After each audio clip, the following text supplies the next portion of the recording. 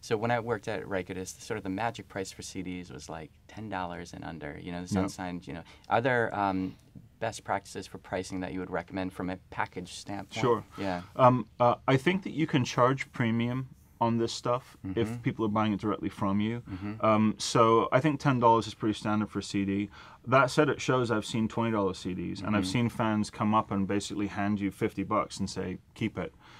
When you're at the independent level, let's say before you're doing 300 seats, the fans are going there to really support you, and you have to allow them to do so. So like if you've got an EP and an album, making a $15 combination of those two, a 10 and a 5, is a really viable thing.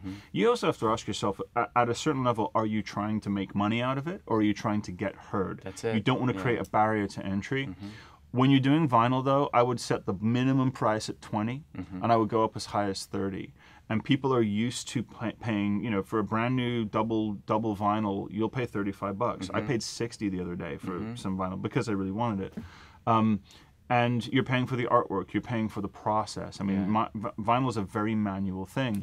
T-shirts, I like between 15 and 25, depending. If it's fans respond to like American Apparel or alternative apparel, they respond to quality. So if you can say, you know, if you're going to do just regular, like, you know, made in, you know, wherever, sweatshop labored T-shirts aren't as valuable as, you know, really nice alternative apparel, you know, organic cotton. And certain times, if it's the ethos of your music or band, you should make it a premium product.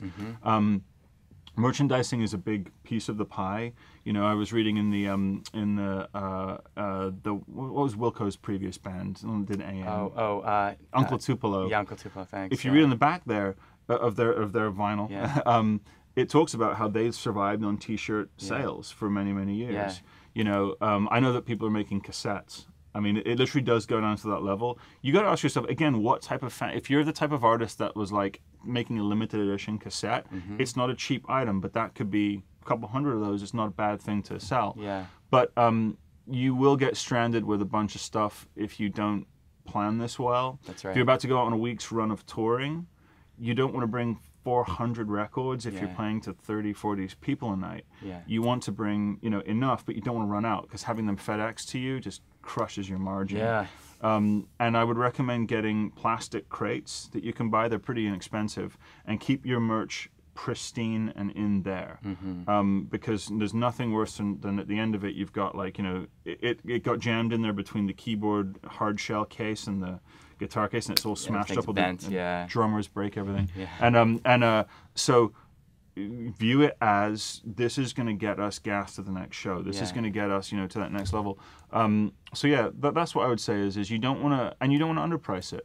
I'm really a massive proponent of charging what you feel it's worth. If you've made a $20 album, stand behind it. Absolutely, just say, listen, we went in and we recorded it in X, Y, and Z studio using X, Y, and Z producer so that we could charge you a premium because it's worth it. Stand behind the value of your music to you. And that will translate outwards, because the difference between $10 and $20 at a show when a beer is 5 or 7 each is really, it's true. It's 2 beers.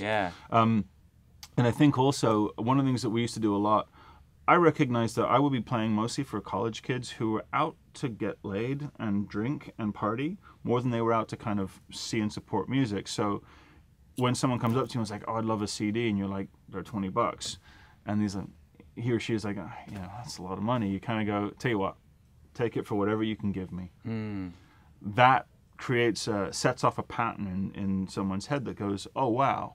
So you're not making it value less. You're saying, okay, what can you do? Just meet me in the middle.